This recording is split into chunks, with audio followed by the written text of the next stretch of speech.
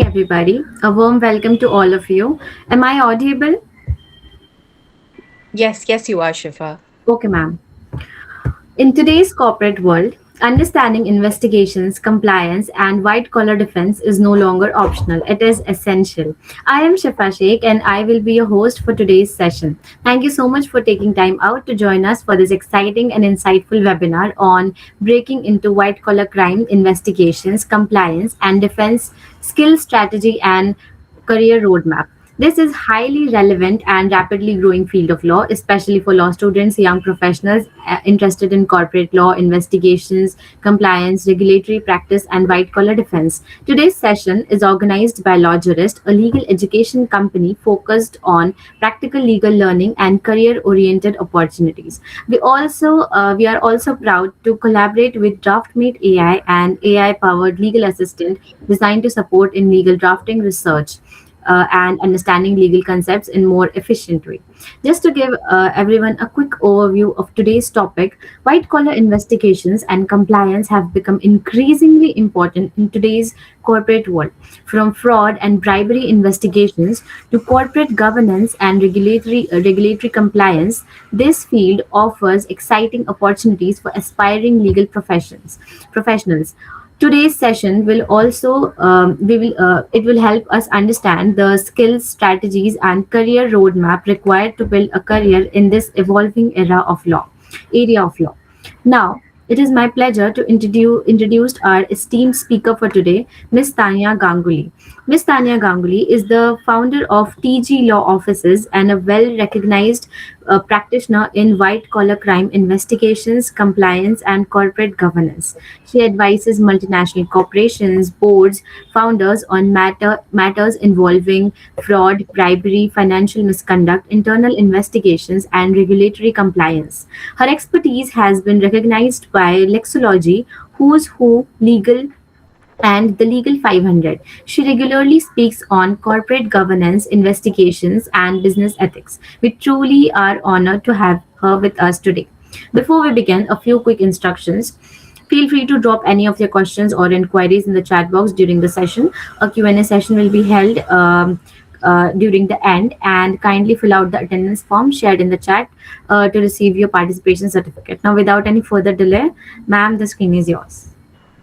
Thank you so much for the very kind introduction, Shifa. And thank you, everyone, for taking the time and attending this webinar on a Friday evening. I know it's people have plans, but thank you so much for taking the time and coming and hearing me out. I hope I make the most out of it, and I hope you all learn something once you leave this webinar.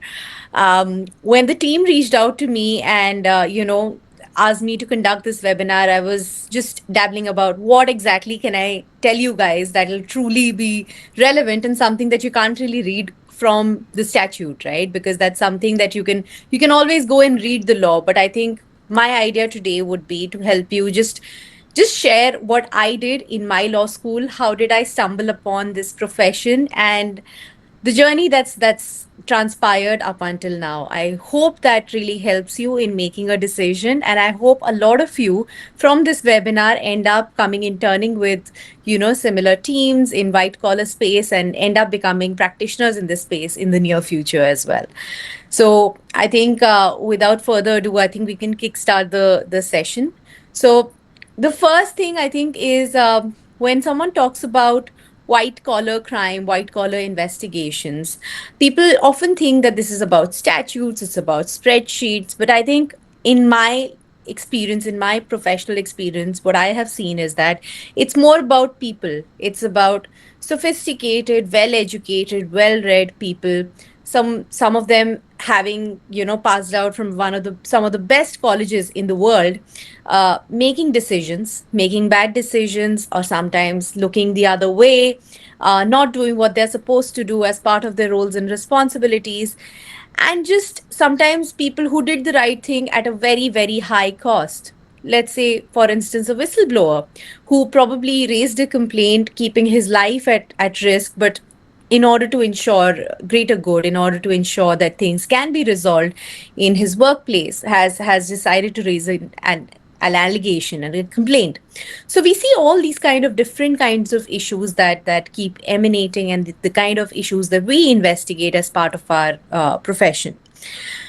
In all honesty, white collar crime and this investigation space for me happened by chance. Back in the day when I was in law school, I was fairly confident I wanted to be an arbitration lawyer. I had read all the books that were there in arbitration law back in the day, worked with, interned with some of the best law firms, interned with some of the best practitioners in the space, and had made up my mind that this is what I'm going to do. It was the up and coming thing, it was something everyone was talking about, and it was also something that was truly very, very fascinating. The only thing I probably read about white collar in law school was about Sutherland and how the term white collar was coined. Unfortunately, I mean, had I known more about it, had I read more about the cases, I would have been much more intrigued about it. I think things have changed now. The space has evolved. Probably back in the day when I started, there wasn't much guidance, there wasn't much mentorship available. But I think I learned in the process, and I think it's been one of the most rewarding spaces to have been in, and I still get excited when I wake up in the morning and I want to go to work and I want to do the work that I'm doing. So I hope people who join this space are also as driven and as motivated about this space as well. Now, so I ended up, as I was saying, I was working in I was very sure I wanted to do arbitration. I had a PPO from law school, and I stumbled upon my previous law firm, and I just joined them. And I was also probably planning to go for a master, so I thought probably in the interim I'll just go and work and get some experience. And that's where my tryst with white collar actually happened. I worked on this one matter, got interested, got intrigued, read up more about the Harshad Mehta scam, read up more on all the different corporate frauds that happened. And that's truly where the interest came in. We all heard about the Vijay Mallya case. We all heard about the Nirav Modi case. But when you actually read up about it as a practitioner in this space, you realize it's more than just the news articles that are published. And it's a lot more than just the interviews that you see at prime time. And there's more of drama than real legal concepts being discussed in those. So that's where I started my profession, and that's where I started this entire process. Now, over the next few years, I learned the tricks of the trade. I learned what exactly it entails, because when I started again, it was a very, very niche field. There weren't too many white collar lawyers.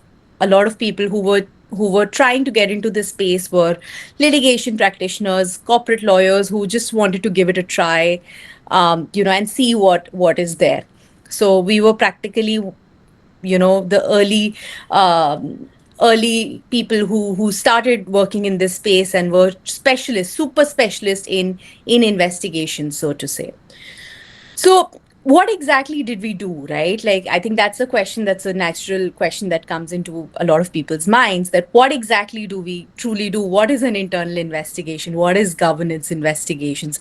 So, when I introduce myself, I call myself as a white collar investigations lawyer, or I'll call myself as a business crimes lawyer or a crisis lawyer.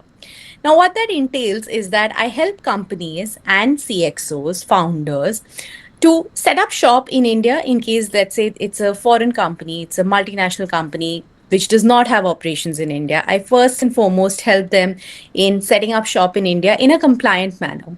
Unfortunately, the impression that a lot of companies outside India have about India is that India is a place where it's very difficult to do business. You have to get hundreds of licenses, permits, approvals to actually set up shop, and to do business, you need to know the who's who, and to figure out where you can pull some strings and get things done.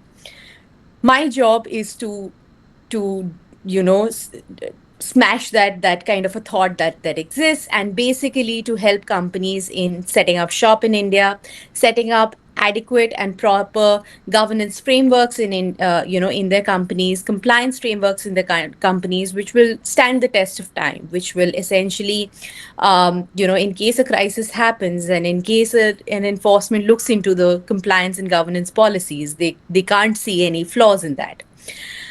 Next is investigations. So, in investigations, if I have to give you an example or an analogy, it will be very similar to what a law enforcement does. But what we do is internal within a company.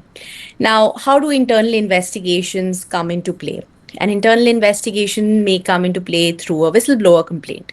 For instance, there's an employee in a company who finds out that there's some misconduct, there's some wrongdoing that's happening in the organization, and they go and file a whistleblower complaint, let's say in the hotline, the whistleblower hotline that exists. Or it could be something as simple as they make an anonymous email ID and they send an email with a complaint to their legal head or the compliance head or maybe the entire management.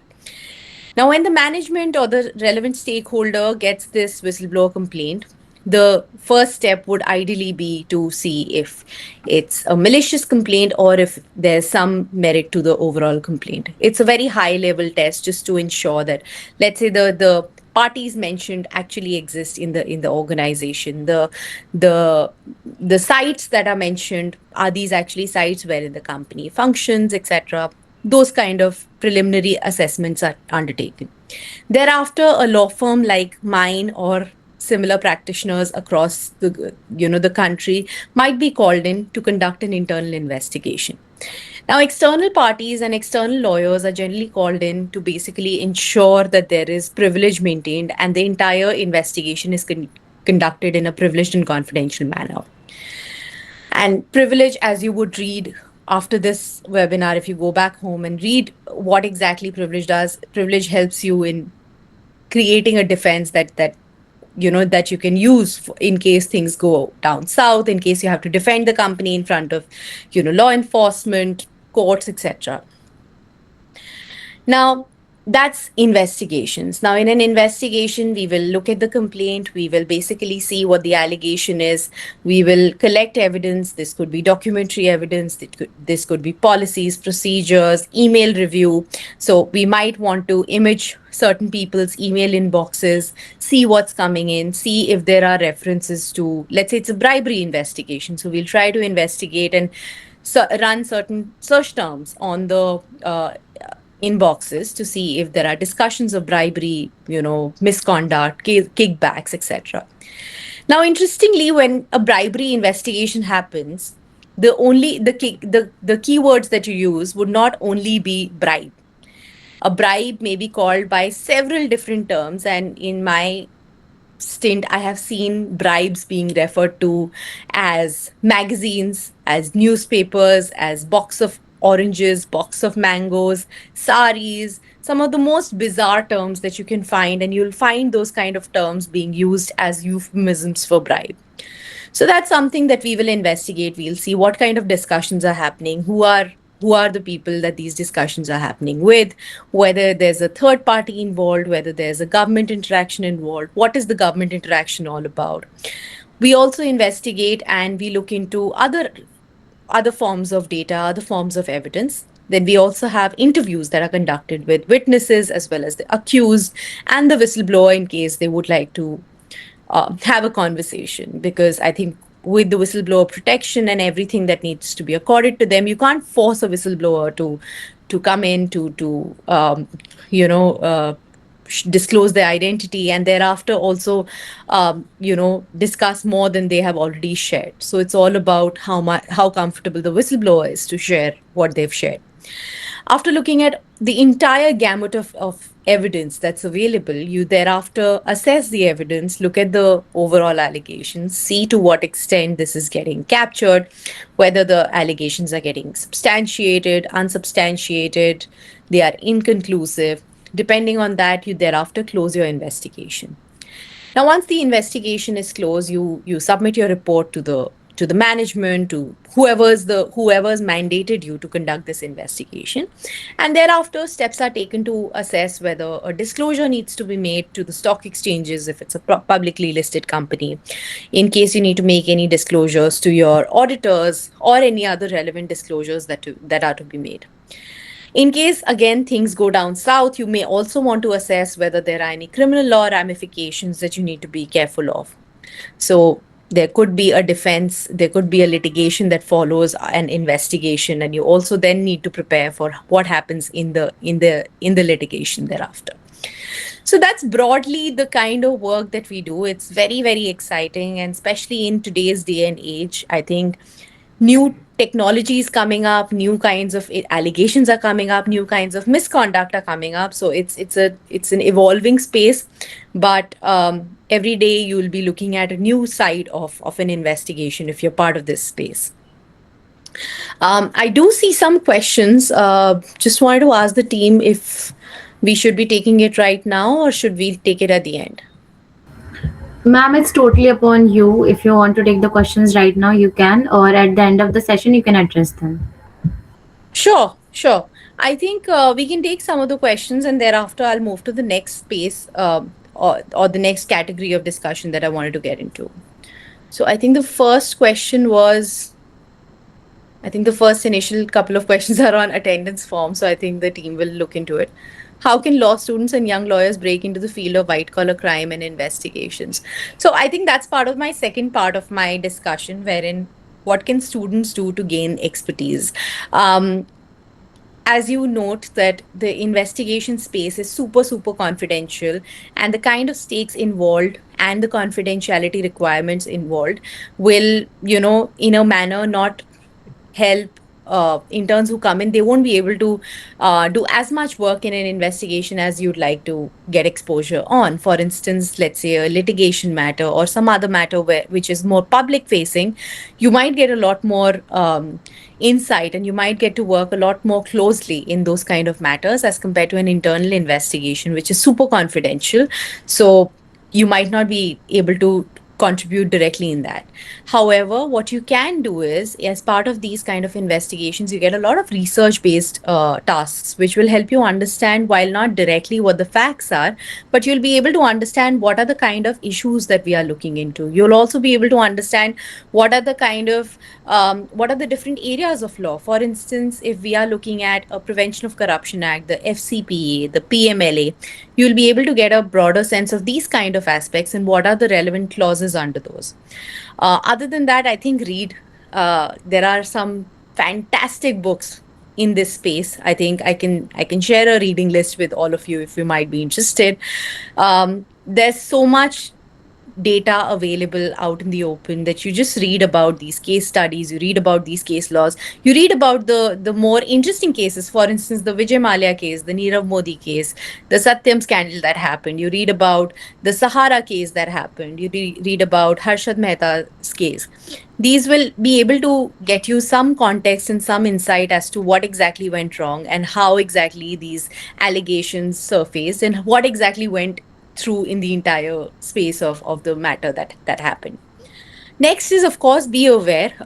If you just read the newspaper every day, if you just go to Twitter, I think you'll read so much about raids that happen, right? Like, I think everyone is cognizant and everyone's read the or heard about the term raid.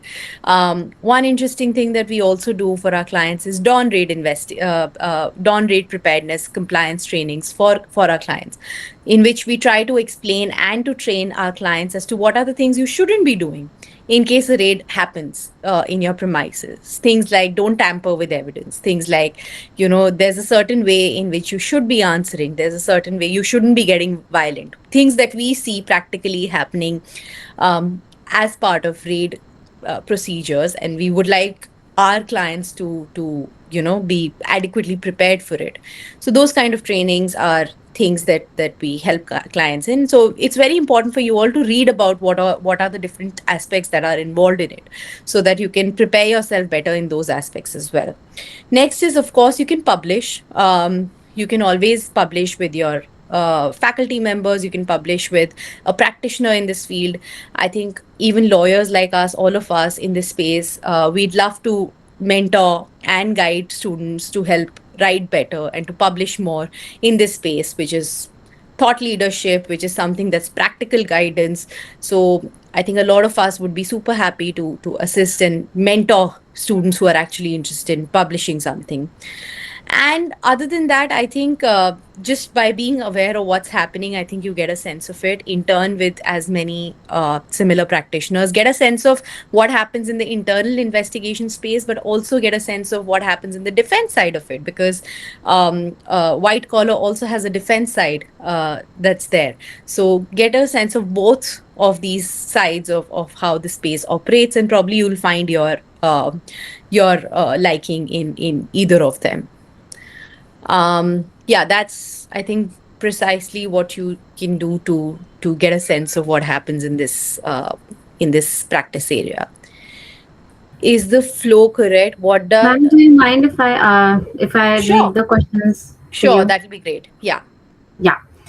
So, what are the biggest challenges lawyer face while handling fraud, bribery, and financial misconduct investigations?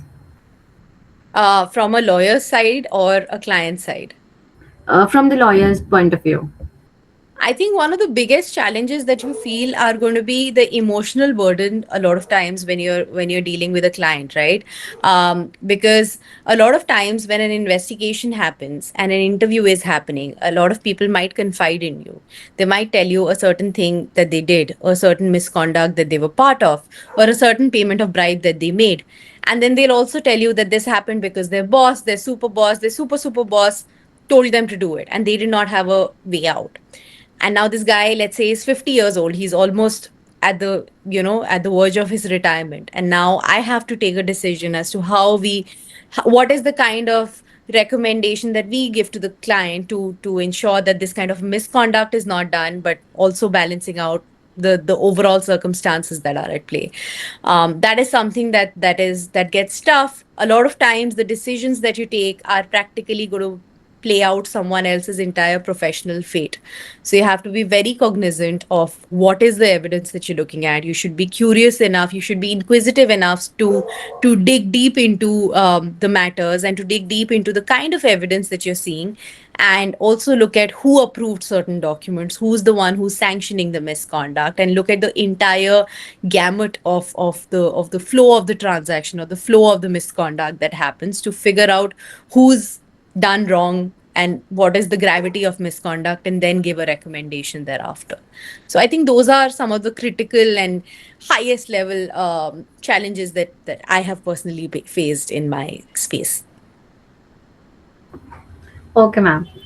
Next question is what are the most important practical skills required to build a career in compliance and investigation? I think in terms of skills, first is you have to be super inquisitive. You need to question things, right? Like if you see a document, if you see an evidence, your instinct should be to question the why, what, when, where, how. Why did this happen? Why is this document shared with me? What is this document? Where is this coming from? How is this document generated? And what do I do with this document, or what does this signify, right? When you start answering these questions, a lot of your, because in investigations, you're sort of like the judge. You're basically deciding whether there's adequate evidence to get someone to be to substantiate certain claims against a certain person, and that will eventually decide whether that person stays in the company, whether he leaves, whether his bonuses are clawed back, whether he doesn't get a promotion. So you have to be very careful of, and you need to keep asking questions to understand whether you're looking at it more holistically.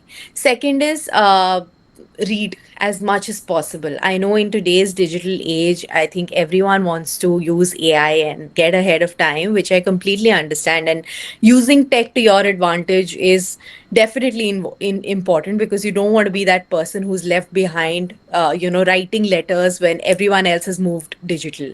But the idea is to understand where you can use AI, where you can use tech, and how to use tech in the best possible manner. I always tell my team that don't use tech and AI like a layperson. Use it like how a techie would use it.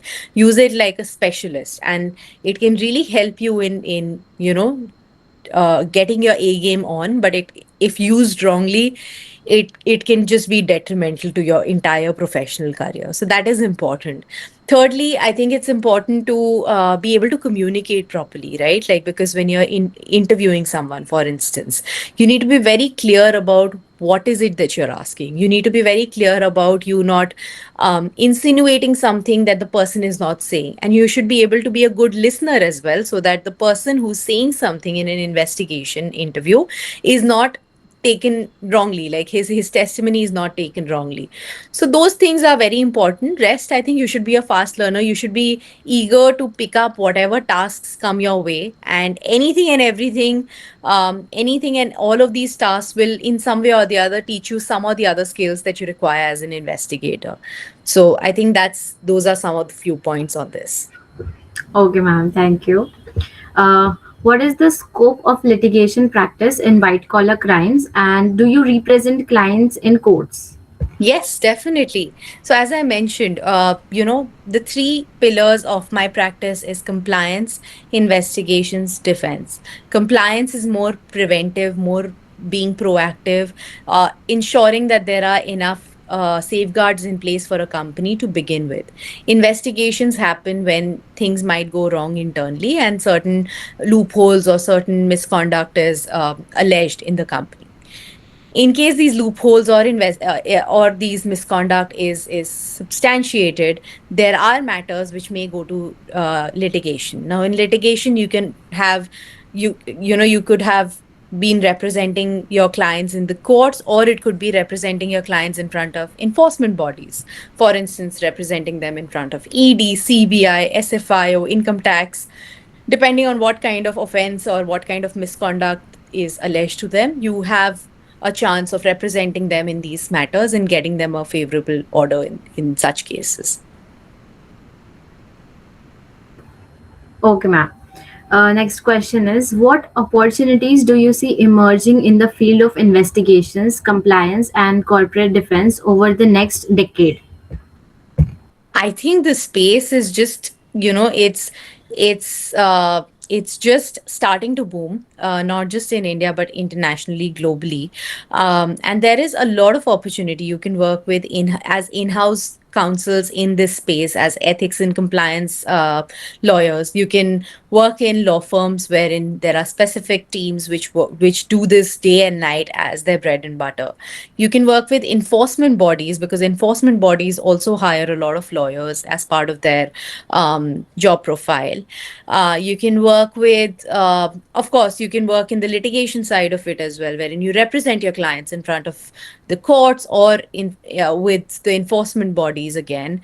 And of course, there are several other government jobs as well that you can take as part of this area of law that we are dealing with. Also, you can also just one last thing, you can also go outside India and work with other multinational companies in their as their compliance heads, as their team, members of compliance team, and help them build the structures as well. Okay, ma'am. Thank you so much. Uh, Next question is, if an arbitration is completely private, how can public ever know if a major industry is committing a systematic fraud? I'm sorry, I didn't get the question. If Also, an this is more on an arbitration law, so I Yeah, would probably suggest that, I might not be the best person to answer it. sure. The question was actually if the in arbitration the cases are usually private and confidential, right? So if a Right. case is private, so how would public know if a major industry is having any fraud or something? You can't. That's the nature of how the proceedings are.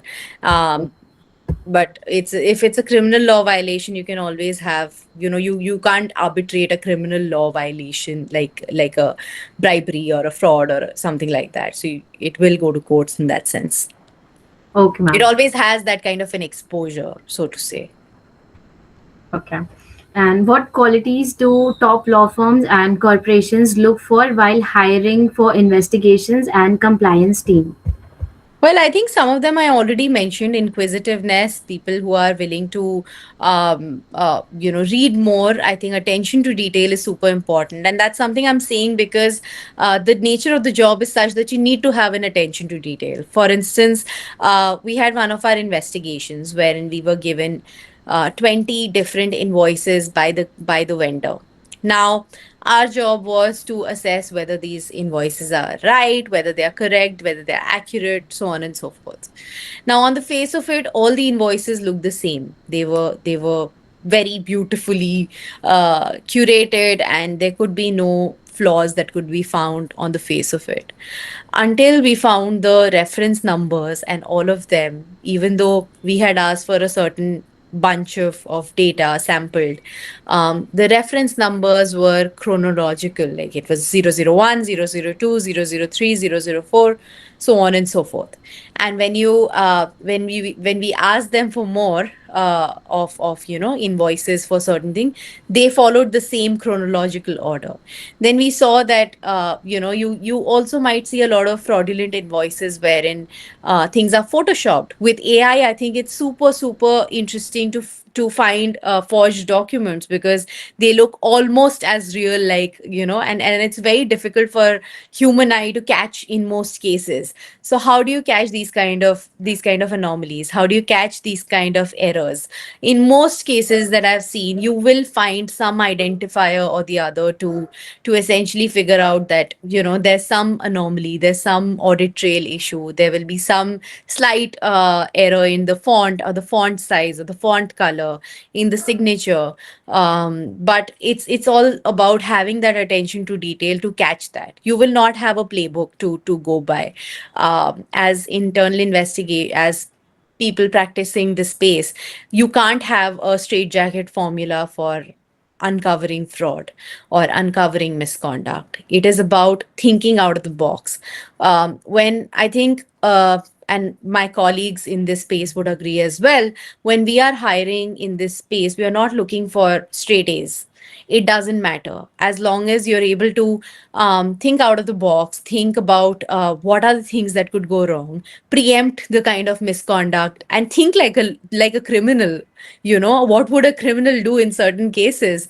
I think those are the skills that we are truly looking for when you're hiring, because you would want the person to be able to work and be able to catch the kind of errors that you would be getting in your investigation. Okay, ma'am, got it. And how can we identify what terms are being used for secret communication? Secret communication, as in? Uh, Actually, ma'am, even I didn't understood the question properly. It was sent by some participant. I Uh, think if I get this right, I'm not sure if I'm getting this right, but probably when we are doing internal investigations, we have a lot of email review or e-data review, wherein we'll pick out email inboxes of people, or in some cases we also image the laptops and the phones of people, and then we conduct our own reviews wherein search terms are applied, and you basically try to find out if there's any suspicious discussions that are happening. Now, as I said, in most cases, a person won't refer to a bribe as a bribe. What you'll have to do is read through the context and basically try to figure out if there's something fishy. For instance, you have Diwali time and everyone's talking about mango boxes being sent to certain officials, or and the mango boxes term is used so frequently that you figure out it's not just mango boxes, right? From Jammu and Kashmir to Kerala, Karnataka, everyone's using mango boxes. And where is all this mango coming from, right? So it's also about figuring out the context. It's also about figuring out these kind of terms. Like, for instance, if you read a lot of these investigations which have gone public, you'll see terms used like magazines, or what else? Magazines, newspapers. Uh, I'm just forgetting now, but there are so many even terms. use names of some kind of fruit or food also, right? Yeah, yeah, yeah, yeah, yeah, Yeah. yeah. Coke bottle, Pepsi, or let's say 5 boxes of saris. Now, no one would ever think of sari as a search term, but when you start looking at the conversations, you find, why is this person? Why are these two men talking about boxes of saris around Diwali time every year? And why are so much funds being diverted, lakhs of money being diverted to saris when the company is a renewable energy company, or let's say it's a manufacturing company? So it's about figuring that out, even in case of, let's say, some insider trading cases that you do. Now, in insider trading cases, it's very interesting because you don't a person would not be directly writing, hey, buy this stock because I have insider information, right? You will need to look at the information, you'll need to look at the chats and figure out whether there's someone who's insinuating at the other person to buy a certain stock in a certain bulk, and figure those kind of trends out in that sense. So you really have to go through pages and pages and pages of conversation correspondence to figure out the suspicious nature of discussions. And then basically, once you find these, of course, you can't take it at its face value. So you'll have to confront the person who's had this discussion, ask them questions. And in most cases, they will admit to, certain payments having been made. And that's how you close the loop on a bribe in that sense. Okay, ma'am. Thank you so much. Next question is, if someone wants to try white collar crime, where should one intern? A firm or in a chamber? I think you should intern at both places. As I mentioned, a firm does different kind of work as compared to a chamber. But a chamber which handles white collar defense will give you a lot of perspective as to what happens when the investigation goes wrong and it goes into litigation. And in terms of a law firm, I think it will help you understand what happens before, right, prior to something becoming front page news, prior to something that's being investigated by SEBI, ED, SFI, US SEC, US DOJ. And before it becomes before it blows up, how do you investigate cases? Of course, as an intern, probably you might not be included in the investigations per se, but you will get a lot of research work which will help you understand how this space works, so that as soon as you're done with law school, I think you can come in as an associate and get that kind of a head start in terms of knowing what happens in the space and then practically deep diving into it. Okay, ma'am. And another question is, will AI and technology in future would be the reason that the white collar crimes are increasing, and or would they control it? Well, that's a very interesting question. I think tech and AI will have its own pros and cons when it comes in, and it's inevitable to it will come in. And everyone who's saying that we're going to control it, I think they're going to have to change their view, because AI is here to stay, tech is here to stay. And interestingly, both the points that you mentioned are going to be there, that we are going to be seeing in future. There will be more crimes that happen through AI, that happen through tech, because the hackers, the people who are actually involved in misconduct, they'll be able to use it, and the kind of misconduct that happens will be a lot more sophisticated, because tech is that, by virtue of using tech. But at the same time, tech and AI is actually in present form is also being used to deter a lot of fraudulent transactions, to basically figure out if something is fraudulent that's been uploaded, to check for fraud detection. So it is being used as both. It is obviously going to be competing in the near future and subsequently as well, but it is here to stay. Okay, ma'am. Another question is, how can students improve legal research and investigation skills? Well, I think read the newspaper. I'm very old school when it comes to this, but I truly believe that if you just spend 1 hour every day reading the newspaper, probably reading an Economic Times or an Indian Express, something, just read it out, you will understand what's happening around you, and that really gives you a head start. Everything's fine. You can read the law, you can read the statute, you can read all of that, but unless and until you know what's happening around you, you won't be able to connect the dots between what the statute says and what is happening happening on ground, right? So it's very important to do that. Other than that, I think once you start reading, you understand that there are a lot of loopholes as well, and there are a lot of gaps currently in the law, in how it's being practiced, and how it's being executed. So you'll find those kind of gaps to start writing on and start researching on. And I have personally learned, even in my law school, when you start researching something, when you deep dive into it, you really you end up realizing that there's a lot of things that are happening across the globe, and you can use those kind of permutations, combinations, comparative analysis to basically get a very solid understanding of concepts, which will help you not just in your internships but also in securing a job. And one thing that I wanted to point out here is, because I see a lot of candidates who apply for jobs, and a lot of them say, I've done 20 internships, 25 internships in my 5 years of law school, so that's a reason why you should hire. I don't think it works that way. I think even if you do, let's say, the minimum required internships that you need to do by the Bar Council of India, even if you do that, but you're able to justify what exactly you did there, and if you're able to justify, let's say, articles that you've written, the research papers that you've written, or you've spoken at a conference, you've done something, you've published something, I think those things will add a lot more value and will make you a lot more hireable as compared to just the quantity of internships that you've done, or just cherry picking the top 5 law firms in the country and just saying, I have done an internship with all of them, so you should hire me.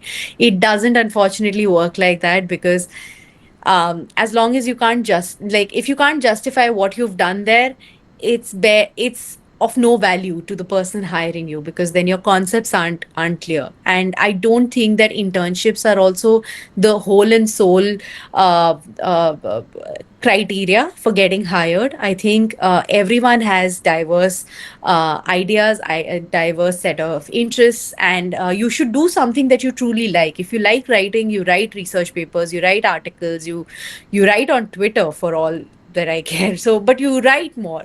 If you like speaking, then you go for conferences. You go for these seminars wherein you can speak and you can explain what you've done. You write papers with your faculty, if that helps. You do debates, you do moots, whatever floats your boat, but do something that you truly enjoy and learn something in the process, because that's truly what will get you hired, not the quantity of internships. Because that's one thing that I think a lot of law students feel ki मैंने 5 internships, मैंने 15 internships कर लिए हैं, and now I'm sorted. But you also need to know what you've done in those 15 internships. That matters. Got it, ma'am. Thank you. And how law students can start building their credibility and expertise in white collar crime practice during law school itself. Again, as I mentioned, write about things, read about things, publish things, use LinkedIn. I think LinkedIn is a very underutilized tool for lawyers. We need to use it not just to present our views, but also to network, to be visible to the people who truly matter in this space. If you write something that's interesting, that's something that's covering a specific gap that's there in the space. People who are experts in this profession will actually take interest in what you're writing, and that might be a good way to get visibility. And other than that, I think tech has come up, so I think the best thing that you can do is probably leverage tech to your advantage, and figure out a way that you can link tech with white collar and build something that truly is something that you can present as a product, and that's something that will show innovation as well. Okay, ma'am. Next question is what are the biggest legal challenges in defending a client accused of white collar crime?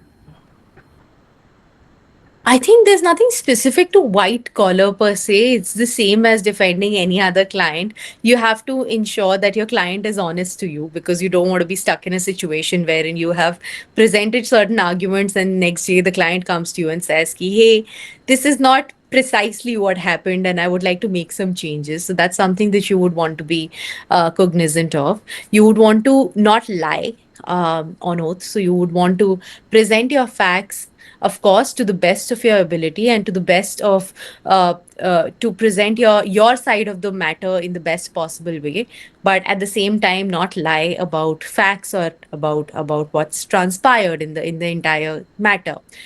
And thirdly, I think, which is there in all spaces of law, I think it's the long hours, which I unfortunately you can't do much about. But that's, I think, again a challenge that you have to deal with and work through.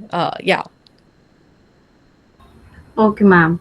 The next question is: in the age of social media and instant public scrutiny, how important is crisis management in during the investigation? Very important, very important, and that's something that I'll take some examples on a no names basis. But let's say you have a publicly listed company, it has an investigation that has happened.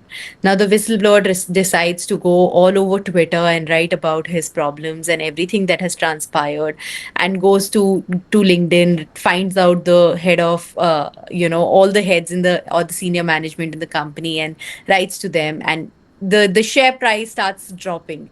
Now it's very important for you to have a crisis management team which can manage this kind of a crisis, because it has a very big impact on the overall numbers and how your stock price will just crash. Yes, there is a problem, yes, you need to answer and address that problem, but if you don't handle that crisis well, it's going to just spiral, and you're going to be left with nothing. It's very important. For even, let's say, an example of a dawn raid having happened in a company. Now, if all the employees decide to go and start talking about, hey, the raid happened, this is what they took, and no confidentiality is maintained, nothing, and this becomes a front page news the next day, you need to understand how, and you need to figure out a way how you do the crisis management as well, because that becomes as important as investigating the matter that you're working on. So you wear multiple different hats when you are working in this space. You might be wearing the hat of an HR who's terminating employees. You might be wearing the hat of a PR manager or a crisis manager at some point. You're always wearing the hat of a lawyer, and so on and so forth. So you need to you need to keep switching the hats to basically fit the role that you're supposed to act in on that specific time of the day. Okay, ma'am. Thank you. What is the qualification to become CFE in India? I think they have an exam, if I'm not wrong. So you need to clear that exam. You need to be a graduate and you need to clear the exam. But I think that is something you can just Google and find out. I won't be the best person to answer that. I'm not a CFE, but I think they have an exam that you can clear and get that. Okay, ma'am. Are Indian law schools adequately preparing students for careers in compliance, investigation, and defense? Well, I think a lot can be done. I wouldn't start by saying ki nothing's happening, but yes, a lot can be done. When I started working in this profession, it was a blank slate for me. I had no idea where to start from. And I didn't even have an idea as to how to kickstart. Where do I kickstart from? What do I pick up first? But I think it's also about the students taking their own initiative. You go to a law firm, you intern there, you figure out what are the things that are truly happening in an investigation, in a compliance space. You work with the teams, and that's where you get the practical expertise. So once your internship is over, you get back to your law school and you start building on it.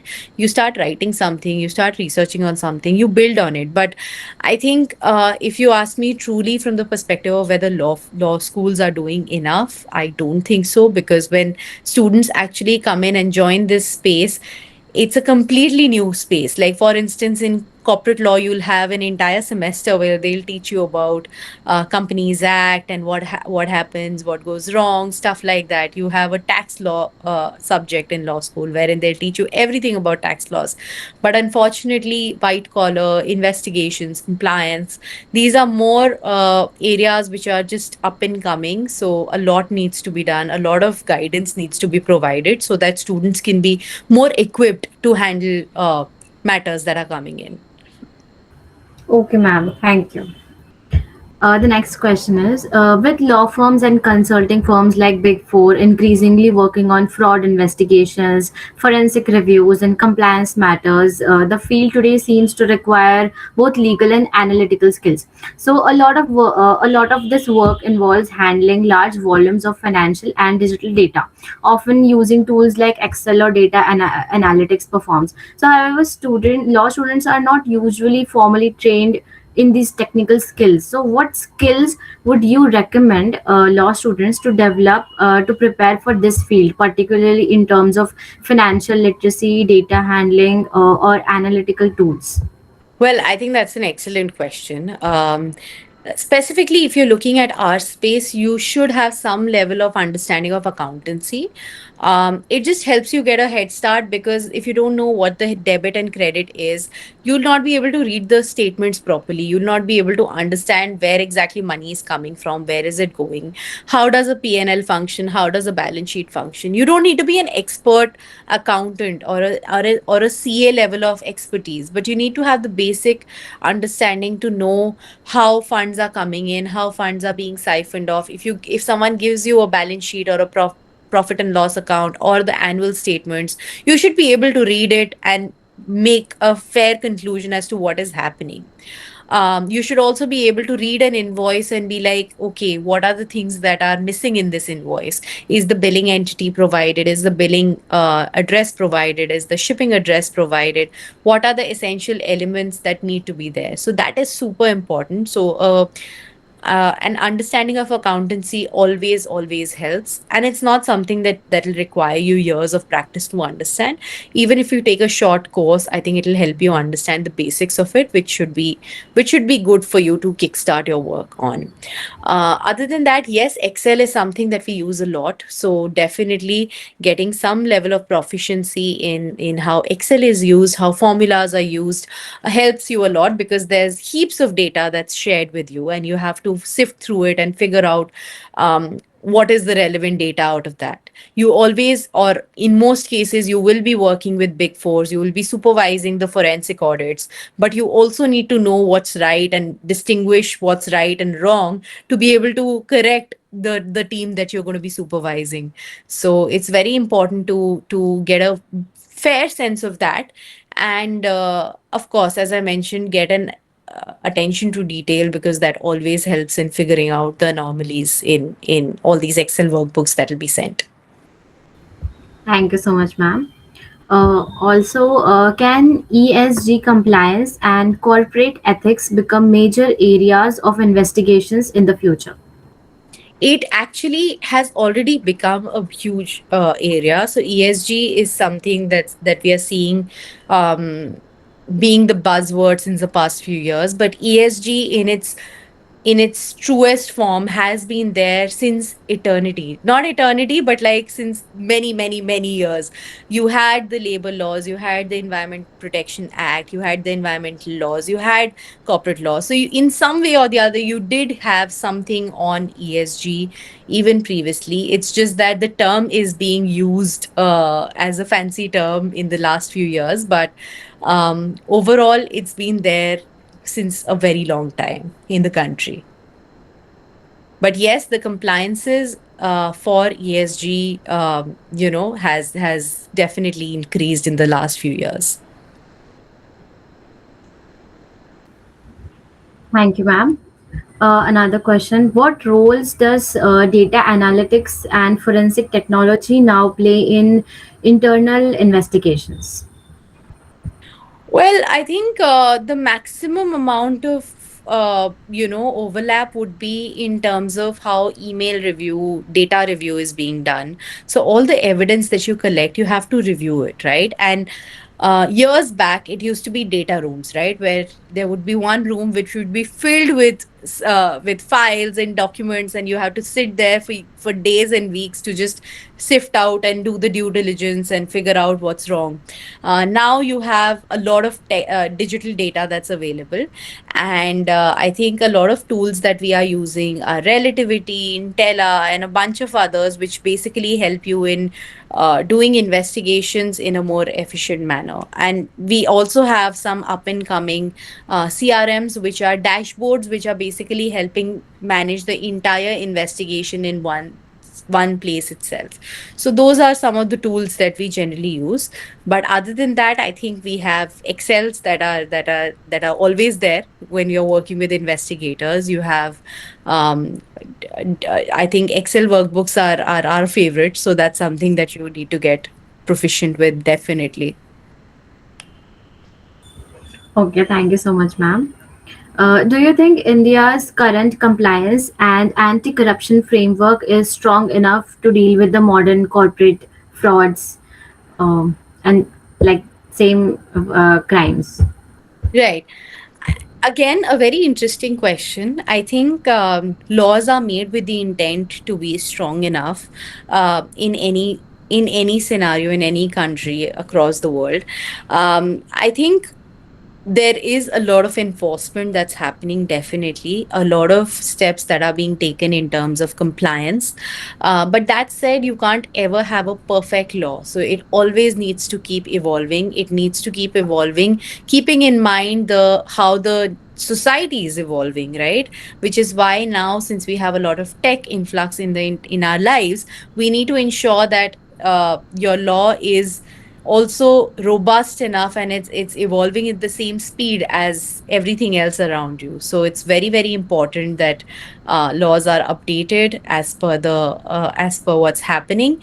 But at the same time, I would say that there is a lot of enforcement action that's happening, which shows that work is being done, and there are enough minds at play to ensure that there is cases of fraud can be mitigated. Thank you, ma'am. And this coming question is the last question for today. Considering the growing importance of corporate governance and data protection laws such as the Digital Personal Data Protection Act 2023, how do you see the future scope of white collar crime practice evolving for the young legal professionals? Interesting question again. I think the DPDPA, as you mentioned, is going to bring in a lot of change in the way in which investigations are also conducted. So, in the way consent is taken, data is collected, a lot of changes are going to be seen in the years to come in terms of how investigations are done. For instance, when you're collecting data, or you take an interview testimony from a person and they decide to revoke their consent after 4 days, what do you do with that? Let's say, for instance, a person has consented to share their personal data, you conduct your internal investigation, and then eventually they revoke their consent. What do you do with that?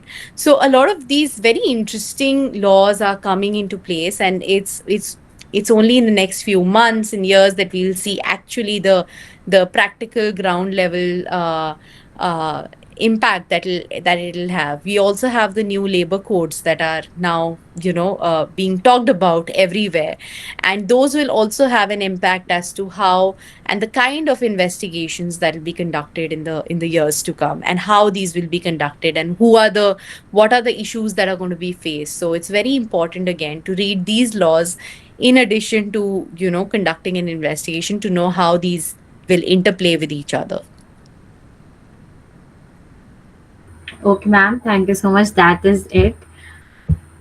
And I would like to thank all of the participants and especially ma'am for such an insightful and engaging session. Your practical guidance and real world experience in investigations, compliance, and white collar defense have truly given us all a such much clearer understanding of this field and the opportunities it offers. And it was such nice to get to know about so deeply about this field. And I would also like to thank Law Jurist and Draftmate AI for organizing this webinar, and of course, all the participants for joining us today. We hope this session was informative, valuable, and inspiring for everyone present here. Please do not forget to fill out the attendance form. And thank you once again. Have a wonderful evening ahead. Thank you so much. Thanks for joining in, and I hope this was a helpful session for all of you. Thanks a ton. Thank you. Bye.